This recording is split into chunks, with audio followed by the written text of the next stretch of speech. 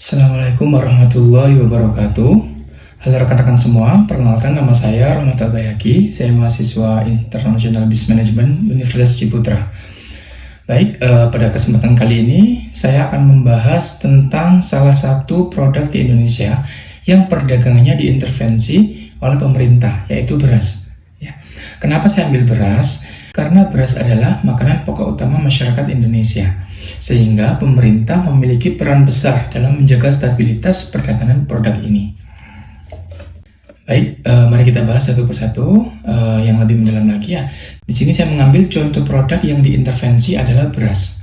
Jadi beras adalah contoh nyata produk yang diintervensi oleh pemerintah Indonesia.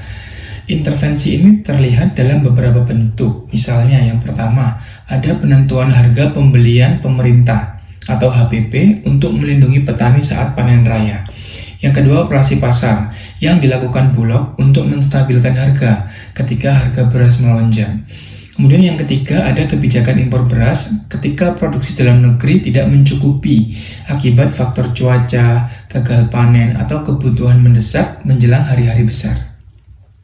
Jadi, beras sangat jelas merupakan komoditas strategis yang tidak bisa dilepas sepenuhnya ke mekanisme pasar.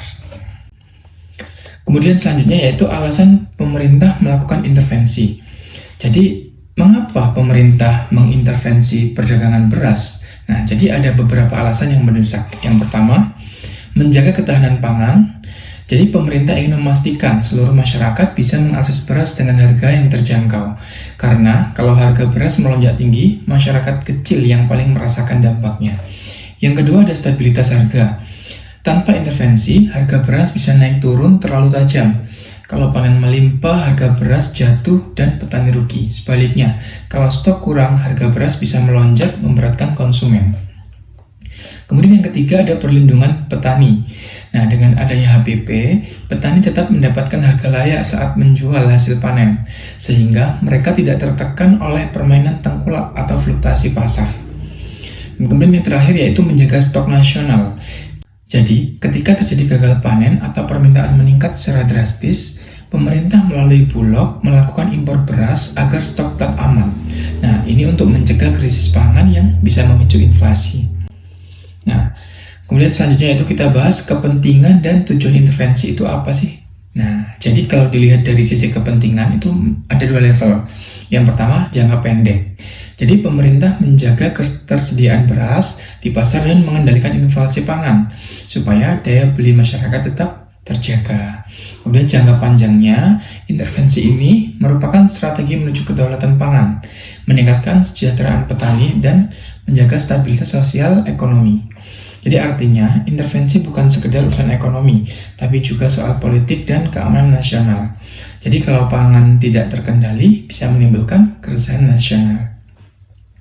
Nah, di sini yang terakhir, jadi bisa kita simpulkan bahwa intervensi pemerintah dalam perdagangan beras sangat penting. Tujuannya bukan hanya menjaga harga, tapi juga melindungi petani, memastikan ketahanan pangan, serta menjaga stabilitas nasional. Jadi, kalau menurut rekan-rekan sendiri, apakah intervensi ini sudah cukup efektif atau justru perlu ada strategi baru supaya di Indonesia lebih stabil dan petani makin sejahtera? Nah, sekian presentasi dari saya. Saya ucapkan terima kasih atas perhatiannya. Saya akhiri. Wassalamualaikum warahmatullahi wabarakatuh.